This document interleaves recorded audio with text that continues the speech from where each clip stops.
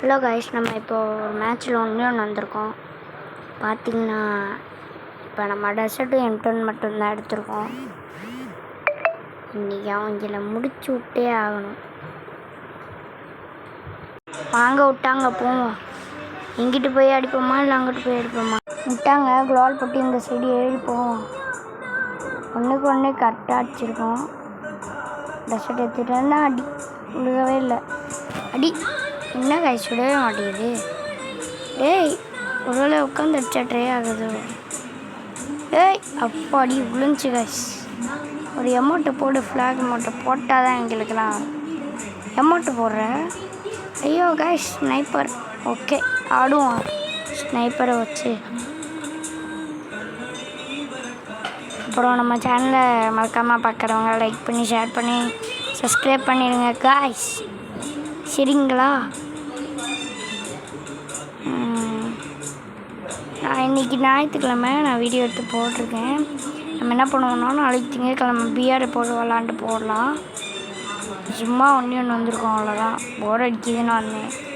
PR போடலான்னு பார்த்தேன். Night வேறு டைம் இல்லை, படுக்க சொல்லிட்டாங்க. சரி, ஒன்று வந்தேன், முடிச்சுட்டு போகலான்னு. 7 மேட்ச் வச்சுருக்கேன். எங்கிட்டா என்னை தேடி அங்கிட்டு போகிறான் கைஸ். இப்போ அப்படியே அவனுக்கு தெரியாமல் அடிச்சிடுவோமா? தப்பாச்சு. அங்கிட்டு போகிறான். பார்த்துட்டான் கைஸ், பார்த்துட்டான். ஹெட்டை போடு. விட மாட்டேங்குது. அம்மா கூப்பிட்டாங்க கைஸ், அதான் பார்த்துட்டு இருந்தேன். என்ன இவன் M10 அடிக்கிற மாதிரியே தரல. லாங் ரேஞ்சு போயிட்டான். ஐயோ ஜோன் வேறு வருது. இப்போ சைடுக்கு ஜோன் சர்வே பண்ணிடுவோமா?